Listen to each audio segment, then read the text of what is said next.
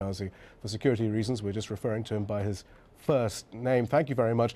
Can you confirm that? First of all, what is happening now in Benghazi? Well, now it's 15 past 4:30 in the morning, actually, and things are really, people are really happy, celebrating all over the street and all over town, and excited, jubilant, and at the same time suspicious. We heard the speech that was given by Gaddafi's son, which was, for your information, recorded at least a day or two ago. It wasn't live, for sure. As he said it himself, it was recorded. It was not live, and it was definitely was recorded before Benghazi was liberated. And that got people really suspicious. And is he here or is he gone? And nobody knows what's going on. Before his speech, things went off on Tripoli, really what everybody was expecting and what wanted to have.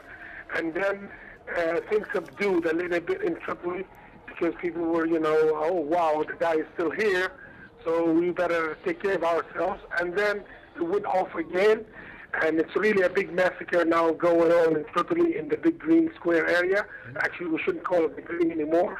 And we have two satellite stations of the Libyan government that were taken over by protesters. They're not working anymore. They have the main satellite station because from my information, what I know, they probably don't know where the location is.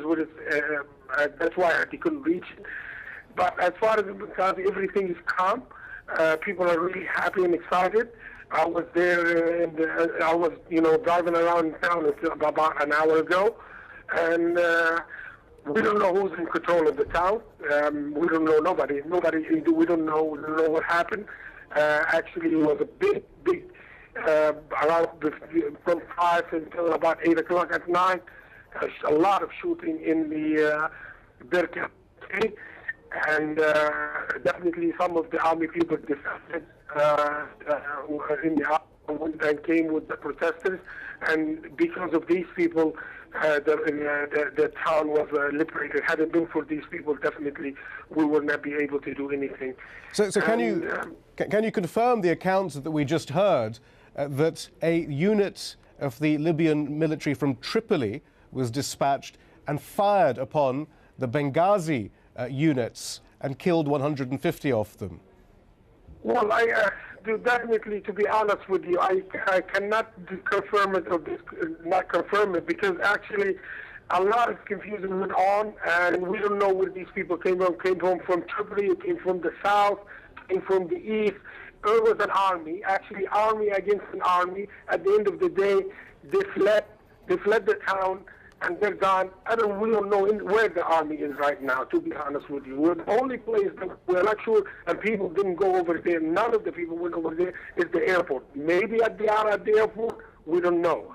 We have no idea who is taking care of the eastern area at the moment.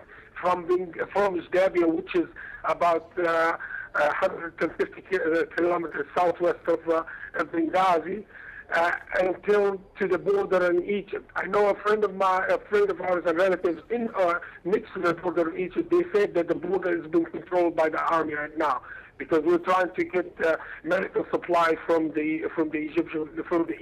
The people will donate the medical supply, and I was checking if it's possible to have the trucks come through. They told me, yes, it's no problem. The army people are taking care of the border right now. It's no problem to have any supply coming through. So as far as the towns, to be honest, in the eastern area, Benghazi, Leida, Merj, Tobruk, we have no idea who's taking care of it, because there is no presence of any army, there is no presence of any generals. All the big names that we've been hearing of in the old Gaddafi regimes, they're not present, and we have no idea what happened with them.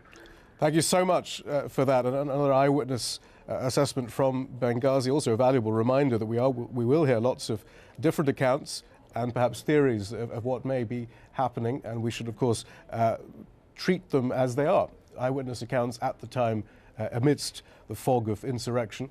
I should also perhaps add that one statement from Saif Gaddafi was interpreted as suggesting that he had seen events in Benghazi. He mentioned opposition members in tanks in the east, and and that's widely been interpreted as suggesting he was aware of events of the last few hours. But as we know, we really don't know that much about what's going on. All we can is analyse the situation and see what may happen next. From New York is our senior political analyst, Marwan Bashara.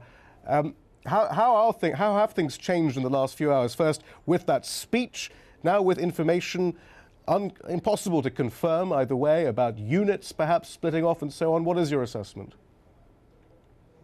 Well, first, three quick comments, Shihab. First of all, about demeanor.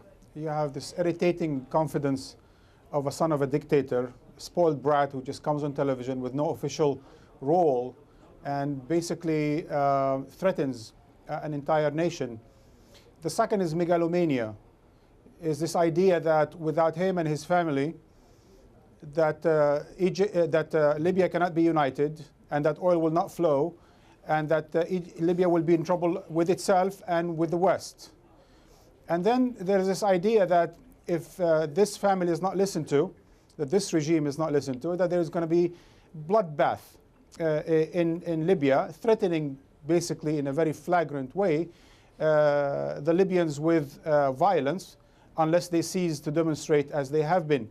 So in a sense, what we've seen the last few hours, certainly the last few days, is an escalation of more of the same that we've seen in other places where a regime is in denial over its unpopularity and continues to threaten, perhaps as it's on its way out.